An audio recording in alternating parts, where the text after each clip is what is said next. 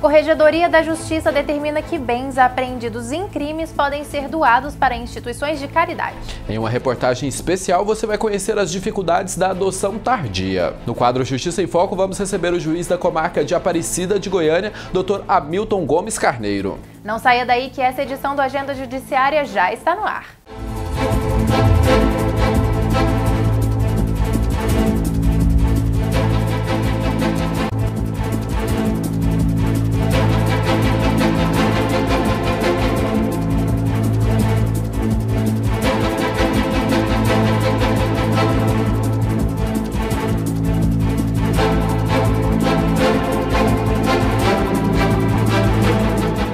A Agenda Judiciária começa mostrando para você que um provimento da Corregedoria Geral da Justiça de Goiás trouxe algumas mudanças quanto ao destino de bens apreendidos pela polícia. As imagens mostram uma operação da Delegacia Estadual de Repressão a Crimes contra o Consumidor do Estado de Goiás, a DECOM. Durante a operação, feita em um camelódromo que fica em uma das principais avenidas de Goiânia, foram apreendidos centenas de óculos pirateados. Uma semana antes, uma outra operação feita pela mesma delegacia já havia confiscado centenas de calças, também pirateadas. Objetos usados em crimes e que são apreendidos podem ter 3 destinos: venda com o dinheiro revertido para os cofres públicos, doação ou destruição, como é o caso de objetos adulterados. Os objetos que são apreendidos em crimes ficam em depósitos como esse aqui na Delegacia do Consumidor de Goiânia. Eles ficam em sacos assim, lacrados, esperando que o juiz determine se eles ainda são úteis para o processo ou se eles já podem ser descartados. Não havia um prazo determinado para o descarte dos objetos, mas agora um provimento elaborado pela Corregedoria Geral da Justiça do Estado de Goiás estipulou que a resposta deve vir em até 30 dias depois da polícia comunicar a apreensão. Então nós começamos um diálogo com a Secretaria de Segurança Pública visando uma forma de destinar esses bens da maneira mais rápida possível, ora para doação, ora para destruição, porque nós já tínhamos um provimento que tratava da venda. Outra novidade é que bens perecíveis e de difícil armazenagem poderão ser doados quase que imediatamente para instituições de caridade cadastradas junto ao Poder Judiciário. Essa ideia partiu inicialmente da doutora Cirlei. Ela vendo a necessidade, sabendo que em cada delegacia dessa de Goiânia tinha um punhado de coisas assim, em depósito ali, às vezes a céu aberto, de material de caça-níqueis apreendido. Gente, esse material pode ter uma destinação, pode ter utilizar-se o pendrive, o chip e mesmo o monitor de cada um deles e fazer doar para a sociedade assim, sem fins lucrativos, que possa obter um resultado aqui para utilização com alunos, para com outras pessoas, né, que realmente necessitam, e ainda até para fazer móveis. A iniciativa da elaboração do provimento foi uma ação conjunta entre Poder Judiciário, Secretaria de Segurança Pública, Polícia Civil, Militar e outros órgãos engajados no combate ao crime. Isso foi trabalhado primeiramente pelo gabinete do desembargador, pelos juízes auxiliares, juntamente com a delegada Emília, lá da Secretaria de Segurança Pública, e chegamos a esse final bastante importante para todos. Nós vamos desatravancar os nossos depósitos, vamos aproveitar esses materiais para doação, para causas nobres, construir carteiras para estudantes carentes. Para o delegado titular da DECOM-GO, que constantemente apreende objetos pirateados, a maior rapidez no descarte dos objetos resolverá o problema de falta de espaço para a armazenagem dos bens. Em muitos casos, nós temos um problema de falta de espaço também nos depósitos judiciais para a guarda de alguns objetos. E aí esses objetos ficam depositados nas delegacias, muitas delas sem condições para essa acomodação desses objetos. Daí a importância desse convênio firmado entre a Secretaria de Segurança Pública e o Tribunal de Justiça do Estado de Goiás, para que nós possamos dar celeridade a essa remessa, principalmente dos objetos apreendidos, possam servir, né, de alguma forma ao interesse público, como é o caso dos artigos vestuários, né, que podem ser doados aí para instituições beneficentes, sem fins lucrativos. É uma iniciativa muito boa do Estado de Goiás nesse sentido. E um homem que foi acusado de ter jogado a própria mulher pela janela foi julgado e condenado pelo Tribunal do Júri em Goiânia. Até hoje, o sorriso da Juliana está na camiseta e na memória dos familiares. Juliana era uma menina muito cheia de vida, né, cheia de sonhos. E o sonho dela era construir uma família, né? O meu irmão morreu muito cedo E a vida dela, ela dizia, eu quero casar, quero ter filhos e constituir assim uma família. Ela queria ter a família que ela realmente não teve. Juliana Lourinho tinha 19 anos quando foi socorrida depois de ter caído do 9º andar do prédio em que morava, no setor Bela Vista, em Goiânia, no ano de 2009. Ela chegou a ser encaminhada para o hospital, mas não resistiu aos ferimentos e morreu.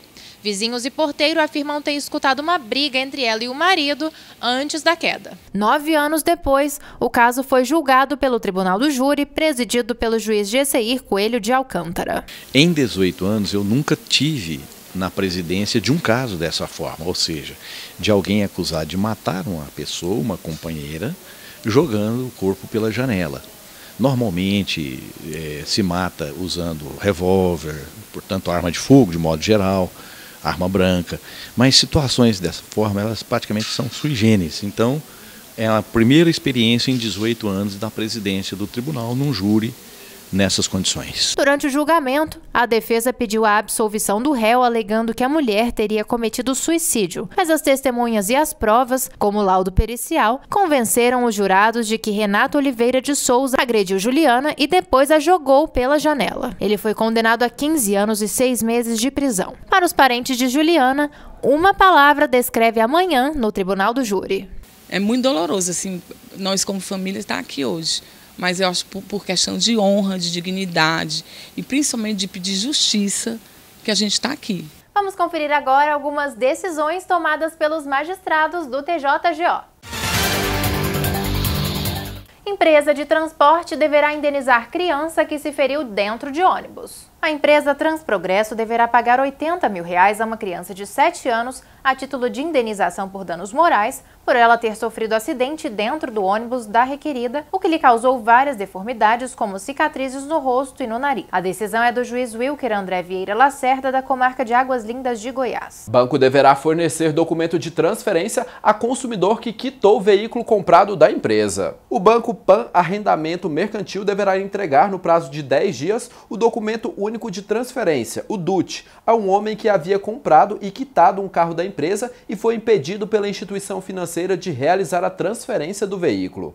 A decisão unânime é da 5ª Câmara Civil do Tribunal de Justiça do Estado de Goiás, que manteve sentença da comarca de Maurilândia. A relatoria é do juiz substituto Eudécio Machado Fagundes. Homem é inocentado após matar suspeito que invadiu a casa em que estava. O juiz Gesseir Coelho de Alcântara, da 3ª Vara dos Crimes Dolosos contra a Vida e Tribunal do Júri da comarca de Goiânia, determinou o arquivamento do inquérito de crime de homicídio de Raiomar Coelho Delfino de Souza. Ele foi morto em razão de disparo de arma de fogo promovido por um homem, depois de invadir junto com comparsa a residência dele e ameaçar o proprietário.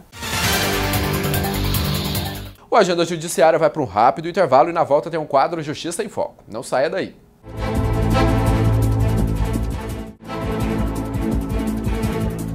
O Agenda Judiciária está de volta e agora você acompanha o quadro Justiça em Foco. O Justiça em Foco de hoje recebe o juiz Hamilton Gomes Carneiro, ele que é juiz da 4ª Vara Civil da comarca de Aparecida de Goiânia e vai falar um pouquinho sobre as peculiaridades dessa vara. Eu quero agradecer a participação do senhor, doutor, e começar perguntando como que está a questão de demanda dentro dessa vara lá em Aparecida de Goiânia, a 4ª Vara Civil. Olha, temos lá muitos processos tramitando, mas a vazão de entrada e saída está bem equivalente. Nós estamos dando muitos despachos, muitas sentenças, o processo está fluindo bem lá. Doutor, agora com a chegada da questão das audiências de conciliação, o que mudou no processo de trabalho? Basicamente não mudou muito, porque sempre quando eu vou fazer uma audiência de instrução de julgamento, antes de abrir a audiência eu pergunto, as partes têm algum acordo? E eu também fiz o curso de mediação judicial para juízes.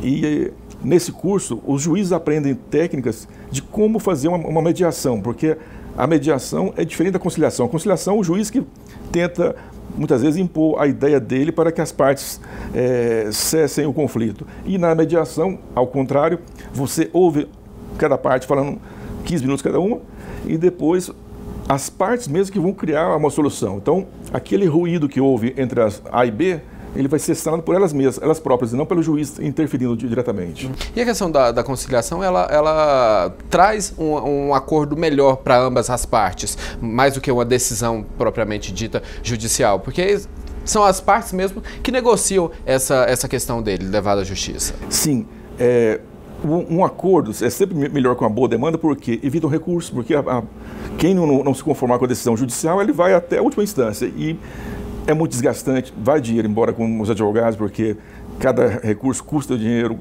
custa um desgaste da família. E outra coisa, só voltando à questão da conciliação. Para haver a conciliação, essa sessão de conciliação, é necessário que a parte autora peça e que o réu concorde. Porque se um discordar, não tem essa sessão. Então, os dois têm que concordar que tem a conciliação. Essa conciliação hoje ela existe nessa questão da área civil. Eu queria que o senhor falasse quais as peculiaridades de trabalhar dentro de uma área civil e uma área criminal, que é onde o senhor já passou há algum tempo atrás. A área civil, às vezes você não vê muito o rosto das pessoas, você vê mais os advogados que vêm trazer os pleitos dos seus clientes, ou às vezes pedir uma celeridade no processo, que a parte é doente, é idoso, é menor de idade, ou alguma questão peculiar que faz ele violar a ordem cronológica. Tanto é que na minha vara, respeita absolutamente a ordem cronológica que o novo CPC colocou. Mas quando alguém vem lá e fala assim, olha, eu preciso dessa conclusão urgente, eu falo assim, olha, para que vocês me resguardem quanto ao CNJ e a Corregedoria, eu tenho um livro preto aqui.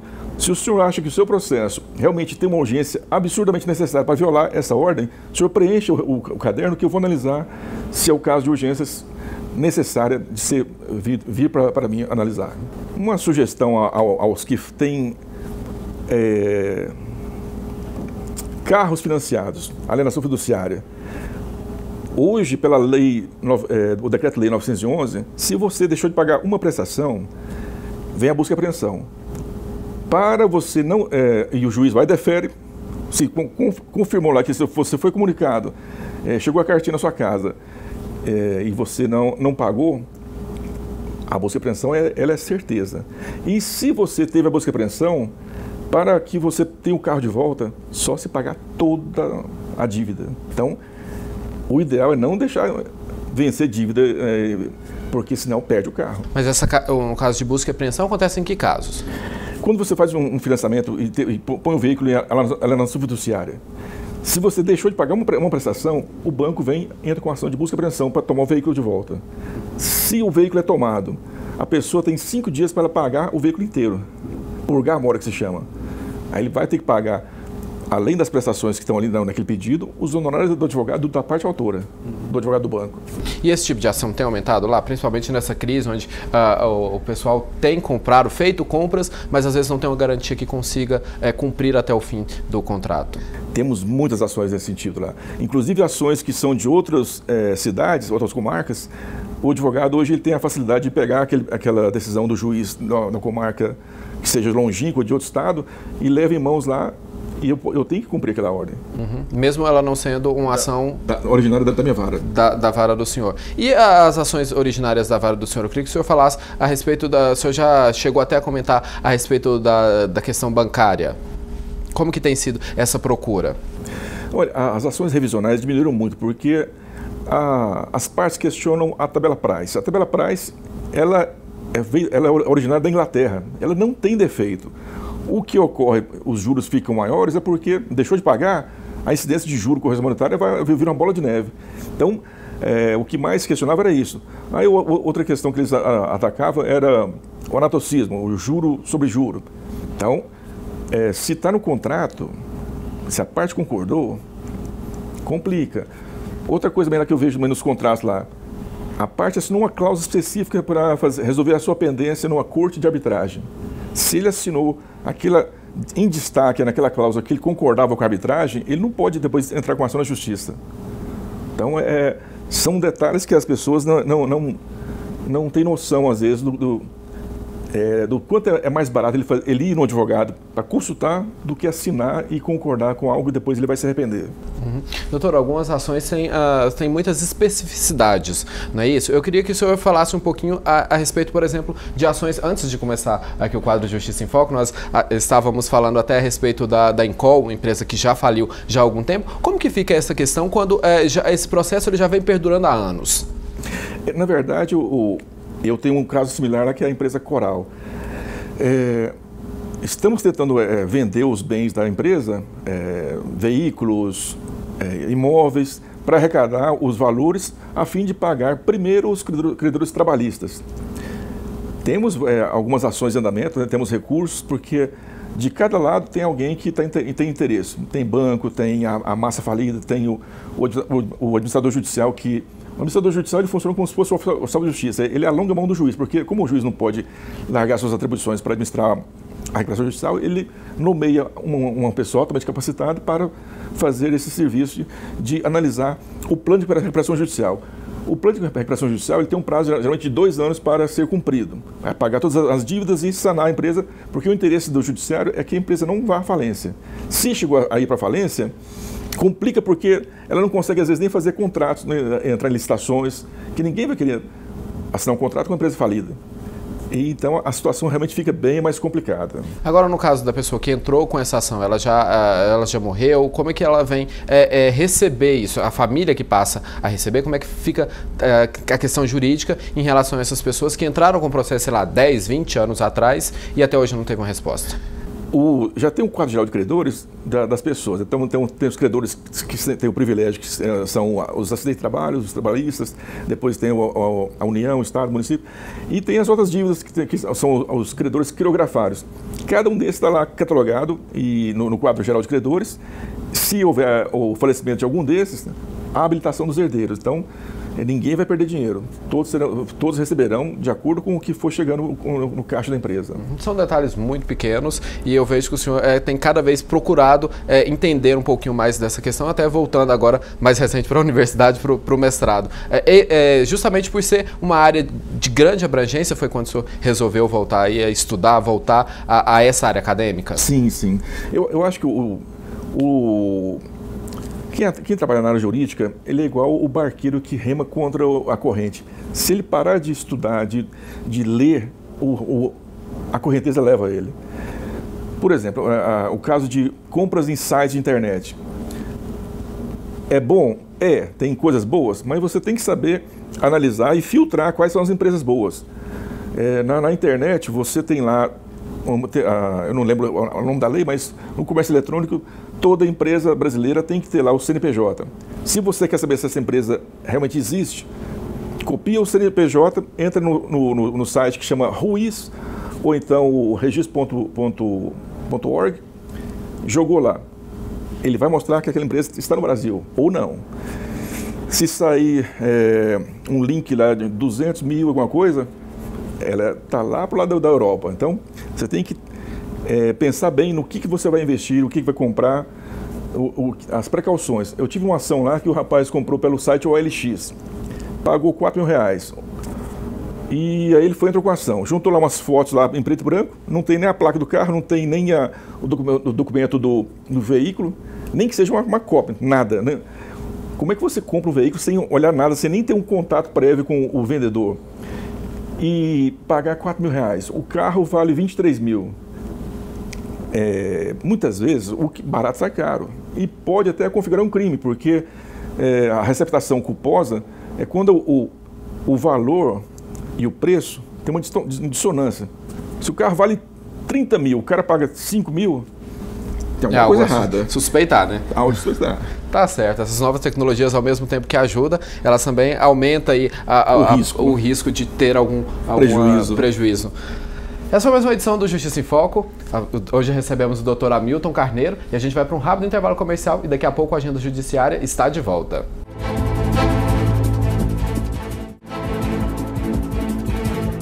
Já estamos de volta e você confere agora que o programa Acelerar foi feito na comarca de Rialma. Acompanhe. São 25 comprimidos que a Maria das Graças Ferreira tem que tomar por dia para várias doenças, como hanseníase, diabetes, hipertensão, artrite e artrose. As caixas são tantas que quase não couberam no balcão do Fórum de Rialma. Mas o sofrimento da mulher vai diminuir um pouco porque ela foi aposentada por invalidez pelo juiz Jonas Nunes Rezende. Para ele, ficou comprovado pelo laudo pericial que a mulher não pode trabalhar e agora ela vai receber o benefício do INSS. A decisão foi durante o programa Acelerar Previdenciário, Núcleo Previdenciário, que durou 2 dias na comarca. Assim como a Maria das Graças, outras dezenas de pessoas foram beneficiadas pelo programa do TJGO. Atualmente, mais de 50 mil crianças esperam para ser adotadas no Brasil e, por outro lado, muitas famílias querem adotar uma criança. Você confere por que essa conta não fecha na reportagem.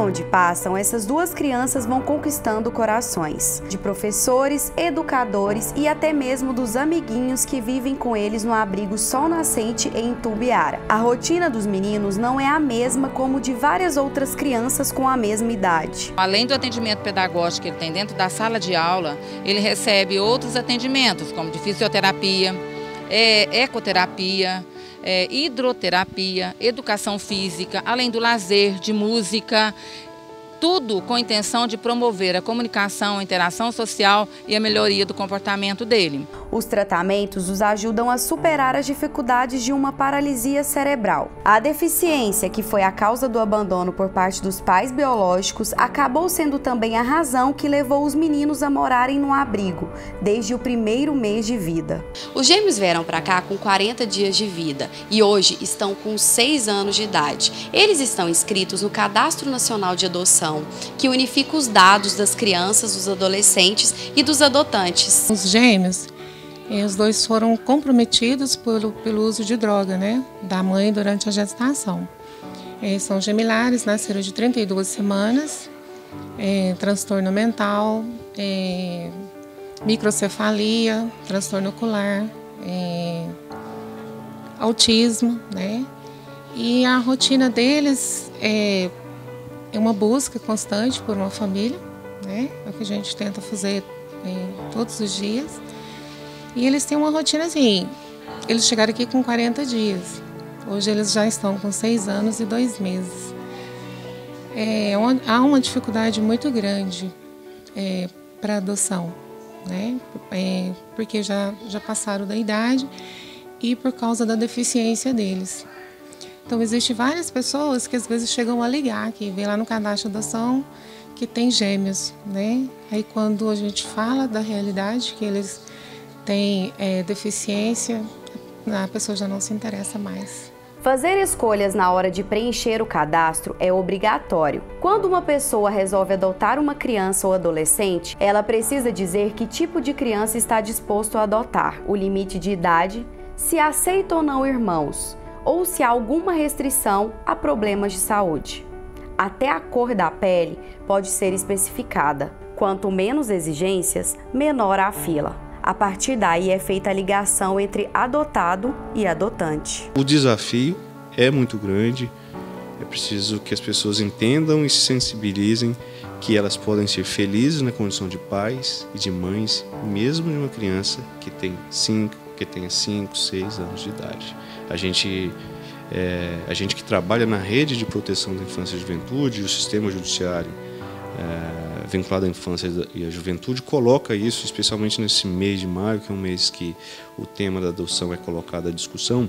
O desafio nosso é convencer essas pessoas que a adoção, a situação de pai e de mãe, ela acontece independentemente da idade daquela criança adotada. Segundo o cadastro de adoção, existem 5 vezes mais pretendentes do que crianças disponíveis para adoção. Mas se o número de pessoas querendo adotar é maior do que o número de crianças cadastradas, porque muitas delas passam a vida nos abrigos? Os casais que pretendem adotar, ou não casais,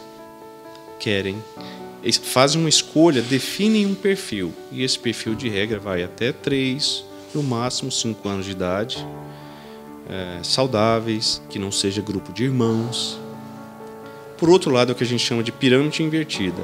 A maioria das crianças e adolescentes que estão nos abrigos esperando encontrar o pai e a mãe, tem mais do que 5 anos. Boa parte é um grupo de irmãos porque advém justamente de um contexto sociofamiliar disfuncional, e quer dizer, ele reproduz não só numa criança como em todas, então atrai o abrigamento e atrai a destituição do poder familiar daqueles pais. Então é esse desencontro de perfil, essa inversão de perfis desejados. E fora deste perfil está esta jovem. Aos 14 anos, os dias parecem voar e traz o medo da incerteza de não ter para onde ir quando completar 18 anos. Para aqueles que passaram uma boa parte de suas vidas em instituições de acolhimento, a maioridade pode assustar ainda mais. Seria quando, de acordo com a legislação, deixaria de estar sob a tutela do Estado. É que, por mais que seja legal e tudo mais, família é bom. É tudo de bom. É bom você ter a liberdade de sair com os amigos, poder ir passar isso com os amigos, coisas e tudo mais. Os dias da adolescente são ocupados por cursos e a escola, mas ela não esconde o desejo de ter uma família e de ser bióloga marinha quando crescer. Agora eu tenho vontade de sair daqui para morar com alguma família, para ter uma família, porque eu acho que todo mundo tem que ter uma família. Todo mundo acha que tem que ter uma mãe, um pai, alguém por perto para ter carinho, amor. Não é que aqui não tenha, aqui tem até demais. Mas sempre a mãe ou um pai por perto é bom. No ano passado, o Cadastro Nacional registrou 1.226 adoções de crianças e adolescentes no Brasil. Apenas 13 tinha entre 15 e 17 anos. Todos nós precisamos ter atitude adotiva. O que é isso? É ver uma criança como um ser. Não ser um processo, não ser um número, não ser uma criança que está para adoção, mas ser uma criança.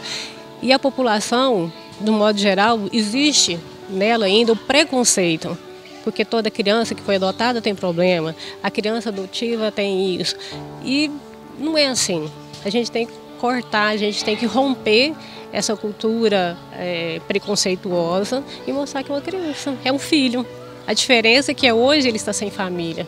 Ele está esperando por um pai ou por uma mãe. O importante é começar de novo e, se for preciso, recomeçar novamente, mesmo que seja em uma outra família. A adoção é uma forma de encontrar os filhos e a maior demonstração de que o amor é construído. Encontro de sentimentos, encontro de projetos de vida,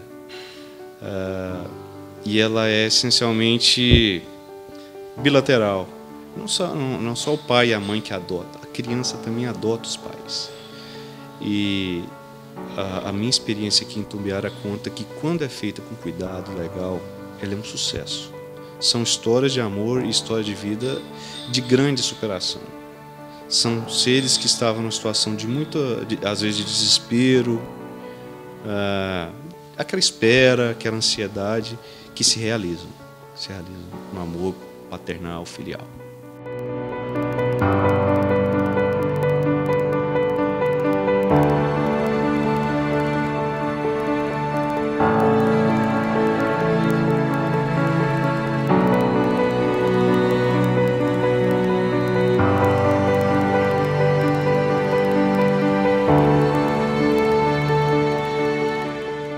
E termina agora mais uma edição do Agenda Judiciária. Até a próxima semana. Uma boa semana e eu te espero na próxima.